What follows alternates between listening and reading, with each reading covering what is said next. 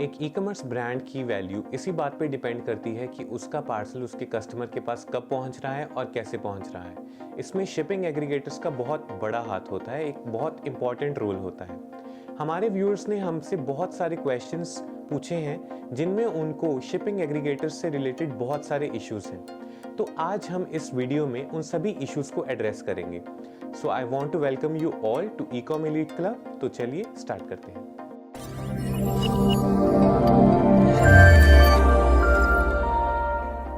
तो आज इस वीडियो में हमारे साथ जुड़े हैं मिस्टर रोशन भट्ट, जो कि फाउंडर एंड डायरेक्टर हैं Shiptricks.in के, जो कि आज हमारे व्यूअर्स के शिपमेंट रिलेटेड इश्यूज को एड्रेस करेंगे। We welcome you sir. Thank you. तो हमारे व्यूअर्स का सर सबसे पहला क्वेश्चन हमारे पास ये आया है कि एक ई कॉमर्स बिजनेस ओनर को क्या पॉसिबल प्रॉब्लम्स फेस करनी पड़ जाती हैं पिकअप के टाइम पे, और पिकअप कैसे डिले हो जाती है? सर बेसिकली जो पिकअप डिले का इशू है ये नॉर्मली जो नए सेलर्स होते हैं उनके साथ से ज़्यादा हमने देखने को मिला है जी। या फिर अगर कोई एक सेलर एक कोरियर कंपनी को छोड़ के उसने दूसरी कोरियर कंपनी के साथ टाई अप करा है, जी। ठीक है, तो वो उनके लिए वो नया सेलर है, तो वहाँ पर इश्यूज हमने भी नोटिस करे हैं कि इनिशियल डेज में 2-3 पिकअप्स को लेकर वो इश्यूज आते हैं। और वो क्यों आते हैं? वो इसलिए आते हैं क्योंकि जब आप किसी कंपनी के साथ नए से जुड़े हो, आप पिकअप बॉय के शेड्यूल प्लान में नहीं हो। ओके। राइट, तो उनको नहीं पता कि आपने कितना फ्रीक्वेंटली ऑर्डर देना है। जी जी। राइट, आपका कितना ऑर्डर वॉल्यूम है, तो उनको इस चीज़ का कुछ नहीं पता होता, तो उनको आपको शेड्यूल में लाने में 1-2 दिन लग जाते हैं। इतने में कई हमने नोटिस भी करा कि सेलर्स भी हाइपर हो जाते हैं कि हमारा पिकअप नहीं हो रहा, लेकिन जब हम इन डेप्थ देखते हैं तो उनका पिकअप क्या होता है, वो एक पिकअप होता है। अब पिकअप बॉयज़ के ऊपर भी एक टारगेट्स होते हैं कि उनको 50 किलो कैरी करना है।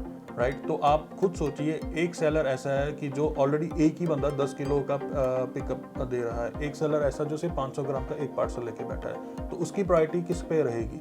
जी। उसी पे रहेगी जो उनको एक ही जगह से 10 किलो का सामान उनको मिल रहा है। जी तो वहाँ पर हम अपने जितने भी सेलर्स हम उनको पहले ही हम उनको थोड़ा सा अवेयर कर देते हैं कि इनिशियल डेज में जब तक आप उनके शेड्यूल प्लान का हिस्सा नहीं बन जाते, आपको ये प्रॉब्लम फेस कर सकती है, बट एक बार आप उनके शेड्यूल प्लान में आ गए, राइट, फिर आपको ये दिक्कत नहीं आती। जी। राइट, और इसको ओवरकम कैसे कर सकते हैं कि आप बहुत ही लाइक कईयों का क्या होता है कि इन जो ऑर्डर की फ्रीक्वेंसी होती है वो बहुत कम होती है। ओके। कि हफ्ते में 2 या 3 दिन ही वो ऑर्डर देते हैं, ठीक, एक 2-2 ऑर्डर वो देते हैं, ठीक। उस केस में भी वो कभी भी उस शेड्यूल का हिस्सा प्रॉपर्ली बन ही नहीं पाते, क्योंकि पिकअप बॉय को पता ही नहीं होता कि मेरे को आज यहाँ से पिकअप करना है या नहीं करना। जी।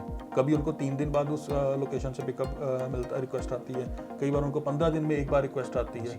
राइट, तो वहाँ पर वो डिफरेंस रहेगा ही रहेगा। ठीक है। तो और इसको आप कम कैसे कर सकते हो कि जब आपका पहली बार पिकअप हो जाए, आप अपने कोरियर बॉय का या पिकअप बॉय का नंबर लेके रख लें। ओके। क्योंकि एग्रीगेटर ने पिकअप नहीं करने हैं। जी। पिकअप करेगा कौन? ग्राउंड लेवल पे जो पिकअप बॉय काम कर रहा है। ओके। तो आपने एक बार अगर उनका नंबर लेके रख लिया, तो जब भी आप ऑर्डर शेड्यूल कर रहे हैं, आपने सिर्फ उनको एक बार फ़ोन करना है कि आज मेरा ऑर्डर है, तो आप प्लीज़ उसको पिकअप कर लीजिए। जी। राइट, तो मेरे को नहीं लगता कि उसके बाद आपको कभी भी इस चीज़ में कोई इशू आएगा। ओके। तो सर जैसे आपने मेंशन किया कि ये जो भी प्रॉब्लम्स हैं ये सिर्फ न्यू सेलर्स को आती हैं, बट हमें बहुत सारे मैसेजेस रिसीव हुए हैं जहाँ पे लोग बोल रहे हैं कि वो ई कॉमर्स में पिछले 1 साल से हैं, बट अब भी उनको ये प्रॉब्लम्स फेस करने को मिल रही हैं। इसका पॉसिबल रीज़न क्या है? बेसिकली ज़्यादातर उन लोगों को इश्यूज आते हैं कि जो बहुत, आप कह सकते हैं कि वॉल्यूम में काम करते हैं। ओके। वहाँ पर क्या होता है कि जो कई हमारे सेलर्स भी कई बार ये चीज़ कर देते हैं कि लेट्स से वो 200 ऑर्डर का पिकअप शेड्यूल कर देंगे, लेकिन जब कोरियर बॉय पिक करने जाएगा उनका सिर्फ आधा ही ऑर्डर रेडी होगा। ओके। आधा ऑर्डर रेडी ही नहीं होता। तो अगर आप किसी भी कोरियर पार्टनर के 2 या 3 बार भी ऐसा करोगे ना, तो उनको वो चीज़ पता लग जाएगी कि ये आपका एक फ्रीक्वेंसी है कि जितना भी ऑर्डर होगा आप आधा ही दोगे, उनको 2-2 चक्कर लगाने पड़ेंगे। तो वो उसको अवॉइड करने के लिए वो खुद से ही एक दिन स्किप करना शुरू कर देते हैं कि उन्होंने आज शेड्यूल करा है, आज मैनिफेस्ट जनरेट करा है, तो आज तो ऑर्डर रेडी नहीं होगा, तो हम कल ही जाएंगे, यहाँ परसों ही जाएंगे, तब तक उनके ऑर्डर्स रेडी हो जाएं। ओके। तो इसीलिए मैं सेलर्स को यही बोलता हूँ कि आप अपने ऑर्डर्स शेड्यूल तभी करें जब वो 100% पैक होके शिपमेंट के लिए रेडी हों, नहीं तो ये आपको प्रॉब्लम्स फेस करनी पड़ सकती हैं। Thank you so much sir, ये बहुत इंपॉर्टेंट पॉइंट आपने हमारे साथ डिस्कस किया। इसके अलावा सर जो हमें रिपीट क्वेश्चन पूछे जा रहे हैं लोगों की तरफ से, वो रिलेटेड है वेट डिस्क्रिपेंसीज के। तो क्या आप हमें इसके बारे में कुछ बता सकते हो कि ये प्रॉब्लम क्यों फेस करने को मिलती है सेलर्स को, और इससे किसको नुकसान होता है? देखिए, बेसिकली क्या है कि इसके पीछे के बहुत सारे कारण हैं। जी। जैसे कि कई बार क्या होता है कि देखिए ये कोई मैनुअल प्रोसेस तो नहीं है, ओके। ठीक है ना। अगर हम किसी भी एक कोरियर कंपनी की बात करें तो वो दिन में वो 100-200 ऑर्डर तो प्रोसेस करते नहीं है। पैन इंडिया में लाखों और हज़ारों ऑर्डर्स उनके डेली बेसिस पे प्रोसेस होते हैं, राइट। तो ना ही उनके मैनुअल वेट मशीन्स हैं, ठीक है ना, ना ही वो उसको मैनुअली प्रोसेस करेंगे, ठीक है ना। तो वो सब जो जितना भी काम होता है वो ऑटोमेटिक स्लॉट मशीन्स के अकॉर्डिंग ही होता है। ओके। तो वहाँ पर अगर आपकी पैकेजिंग प्रॉपर नहीं है, पहली बात, राइट, तो चाहे आपका जो डेड वेट है वो आपने 300 ग्राम ही आ रहा है, लेकिन अगर आपका वॉल्यूमेट्रिक वेट 500 ग्राम से ज़्यादा है तो आपको वॉल्यूमेट्रिक वेट के अकॉर्डिंग ही चार्जेस लगेंगे। बहुत सारे सेलर्स डेड वेट और वॉल्यूमेट्रिक वेट में ही कंफ्यूज हो जाते हैं, उनको पता ही नहीं होता कि दोनों में डिफरेंस क्या है। हमारे पैनल पे भी कई सेलर्स ऐसे करते हैं कि वो डेड वेट डाल देंगे 200 ग्राम, लेकिन जब वो अपने प्रोडक्ट की पैक की डायमेंशंस भरने लगते हैं तो वो भर देते हैं 10-10-10 सेंटीमीटर। ओके। तो 10 सेंटीमीटर वाला प्रोडक्ट आप खुद सोच सकते हैं कि कौन सा होगा, इतना होना चाहिए, और इतने प्रोडक्ट का 200 ग्राम वेट कैसे हो सकता है। बिल्कुल सर। राइट। तो और कई बार और भी कई चीज़ें होती हैं कि जैसे रॉन्ग प्रोडक्ट डिस्क्रिप्शन, जी। ठीक है, वो प्रोडक्ट के का जो नाम होता है वही गलत लिख देते हैं, ओके। क्वांटिटी गलत लिख देते हैं, राइट। तो जहाँ पर उनको लगेगा जो वहाँ पर स्लॉट मशीन्स में वो चीज़ें जब वो मैनुअली उस चीज़ को प्रोसेस करते हैं ऑटोमेटिकली, तो अगर उनको कहीं प्रोडक्ट डिस्क्रिप्शन भी गलत लगेगी कि ये प्रोडक्ट यहाँ पर आपने लिखा हुआ टी शर्ट, जी। लेकिन वो बहुत फूला हुआ है, वो टी शर्ट नहीं लग रहा, जी। तो वो उसको ओवरवेट में डालते हैं। ओके। राइट। तो इसको कम कैसे करें, आपको बेसिकली आपकी पैकेजिंग पे बहुत ज़्यादा ध्यान देना चाहिए। ओके। कि आप पैकेजिंग प्रॉपर करें, ज़्यादा से ज़्यादा आप अपनी स्पेस को यूटिलाइज करें, राइट। प्रोडक्ट की डिस्क्रिप्शन प्रॉपरली लिखें, जो उनकी क्वांटिटी है वो आप प्रॉपरली मेंशन करें, जी। ठीक है। तो आपका 90% जो वेट डिस्प्यूट है वो वहीं ख़त्म हो जाएंगे। ओके। और अगर 10% वेट डिस्प्यूट आते भी हैं मशीन एरर की वजह से या ह्यूमन एरर की वजह से, तो वो आप अपने शिपिंग कंपनी के साथ बात करके उनको सॉर्ट करवा सकते हैं। जी। बहुत से केसेस ऐसे होते हैं जिसमें डिलीवरी का प्रोसेस लेट हो जाता है, तो उसमें कुरियर एग्रीगेटर्स को ब्लेम किया जाता है। तो मैं आपसे जानना चाहता हूँ कि इसका पॉसिबल रीज़न क्या होता है और इसे कैसे हम रिकवर कर सकते हैं।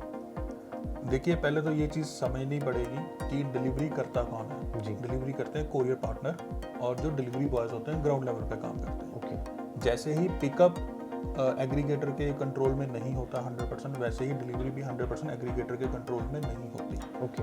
बहुत से रीजंस हो सकते हैं लोकल लेवल पे, ग्राउंड लेवल पे, जैसे कि आजकल जैसे पेंडेमिक का एरा चल रहा है, तो कई बार कंटेनमेंट एरियाज होते हैं या लॉकडाउन हुआ होता है उस पर्टिकुलर सोसाइटी में, या कंस्ट्रक्शन चल रही होती है, राइट। या फिर कोई 3PL का ऑपरेशनल इशू हो जाता है कि वो ऑर्डर टाइम पे डिलीवर नहीं कर पाता। बट हमने ये चीज़ नोट करी गई है कि जैसे कि डिलीवरी बॉय के भी टारगेट्स होते हैं, उनको भी एक स्टिपुलेटेड टाइम के अंदर अंदर वो ऑर्डर डिलीवर करना होता है। तो ये काफ़ी मतलब कि कम इश्यूज देखे गए हैं कि डिलीवरीज लेट हों। हाँ, अगर कस्टमर अवेलेबल नहीं है, कस्टमर फ़ोन नहीं उठा रहा है, या कई बार क्या होता है कि कस्टमर का एड्रेस इनकम्प्लीट होता है शिपिंग लेवल के ऊपर, तो उन कारणों की वजह से डिलीवरी लेट हो सकती हैं। ओके। राइट। बट उसमें ये होता है कि हम अपने सेलर्स को ये गाइड करते हैं कि जब भी आप मैनिफेस्ट प्रिंट कर रहे हैं या जब भी आप कस्टमर से डिटेल ले रहे हैं, तो मेक श्योर आप लैंडमार्क और फ़ोन नंबर ज़रूर टेस्ट कर लें। जी। अगर फ़ोन नंबर ओके है और लैंडमार्क आपका एड्रेस प्रॉपर है, तो मेरे को नहीं लगता कि आपकी डिलीवरीज में कोई भी इश्यूज आएगा। जी। तो नेक्स्ट क्वेश्चन सर मेरा आपसे ये है कि जो एग्रीगेटर्स की सपोर्ट टीम होती है वो टाइमली रिवर्ट नहीं करती, तो उस केस में सर क्या किया जाए। देखिए, इसमें 2-3 चीज़ें हैं कि सबसे पहले तो ये है कि आपका एग्रीगेटर कौन है। अगर तो आपका एग्रीगेटर बहुत बड़ी कंपनी है, तो जाहिर सी बात है कि उनके पास बहुत ज़्यादा कस्टमर्स होंगे और बैंडविड्थ कम होगी। जी। राइट। तो उस केस में क्या होगा कि किनको प्रायोरिटी मिलेगी, जो उनके एंटरप्राइज लेवल के कस्टमर्स हैं, तो वहाँ पर ज़्यादातर ये इश्यूज़ देखे गए हैं। दूसरी चीज़ ये है कि आपको ये अंडरस्टैंड करना चाहिए कि 90% जो इश्यूज़ होते हैं वो एग्रीगेटर लेवल पे नहीं होते। जितने भी फर्स्ट माइल के या लास्ट माइल के इश्यूज रहते हैं वो 3PL लेवल पे या कोरियर पार्टनर्स लेवल पे रिजॉल्व होने वाले होते हैं। जी। तो होता क्या है कि इसके बीच में आपके ब्रिज आ जाते हैं कि आप अपनी क्वेरी रेज करते हो एग्रीगेटर को, एग्रीगेटर आगे रेज करता है, तो आगे से जब रिवर्ट आएगा वो आपको रिवर्ट बैक करता है। तो अगर आगे से रिवर्ट आने में डिले है, ठीक है ना, तो वो आपको डिले होता है उसमें रिवर्ट आने में। तो ये इश्यूज बीच में आते हैं। तो आपको जब आप अपना एग्रीगेटर चुनते हो तो आपको ये देखना है कि कितने चैनल्स ओपन कर रखे हैं उन्होंने आपके साथ कम्युनिकेशन के। ओके। कहाँ आपको वो रिवर्ट करते हैं। अगर वो सोशल मीडिया पे एक्टिव है, वहाँ पर आपको रिवर्ट करते हैं तो अच्छी बात है। अगर वो उन्होंने आपको एक डेडिकेटेड अकाउंट मैनेजर दे रखा है तो और भी अच्छी बात है।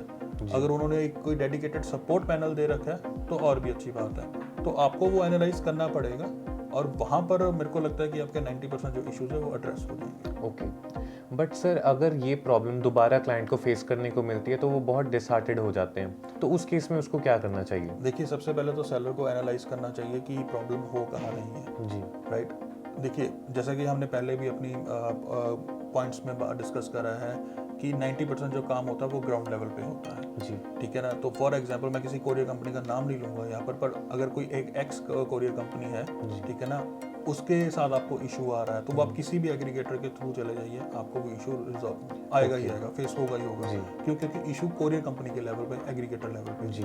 तो आपको ये अंडरस्टैंड करना बहुत ज़रूरी है कि इशू है कहाँ पे। जी। जहाँ तक कि रिवर्ट की बात है तो डेफिनेटली अगर आपका ऑर्डर वॉल्यूम नहीं उतना है कि आप एक बड़े एग्रीगेटर को अट्रैक्ट कर पाओ अपने उस चीज़ के लिए, तो बेटर है कि जो आपके न्यू कमर्स हैं इस इंडस्ट्री में, आप उनके साथ अपना बिजनेस शुरू कर सकते हो। जब आप बड़े लेवल पे चले जाओ तो ऑब्वियसली वो आपको बहुत अच्छे से सर्विस देंगे। ओके, तो इस केस में बेटर ऑप्शन यही है कि आप अपना एग्रीगेटर शिफ्ट करके देख सकते हैं कि आपको कहाँ से अच्छी सर्विस मिल रही है। बिल्कुल बिल्कुल जी। लेकिन उससे पहले आपको एनालाइज करना पड़ेगा कि एक्चुअल में दिक्कत है कहाँ पर, एग्रीगेटर लेवल पे दिक्कत है या 3PL लेवल पे दिक्कत है। ओके, तो कई बार ऐसा होता है जब पार्सल इन ट्रांजिट होता है तो वो लॉस्ट हो जाता है, ना वो सेलर के पास वापस आता है ना वो कस्टमर को रीच करता है, तो उस केस में पार्सल कहाँ जाता है, उसके बारे में कुछ बताइए।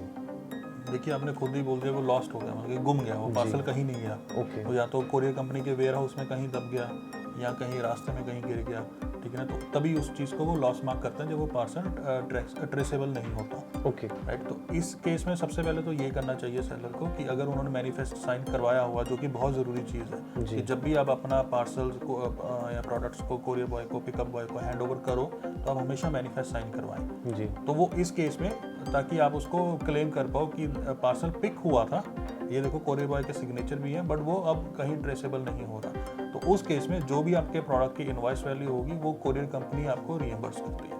ओके, यहाँ पे सर ने बहुत इंपॉर्टेंट बात मेंशन करी है कि हमें मैनिफेस्ट साइन करवाना बहुत ज़रूरी है। तो as a e commerce owner हमें हमेशा अपने मैनिफेस्ट को कोरियर बॉय से साइन करवा लेना चाहिए फॉर ए सेफर साइड।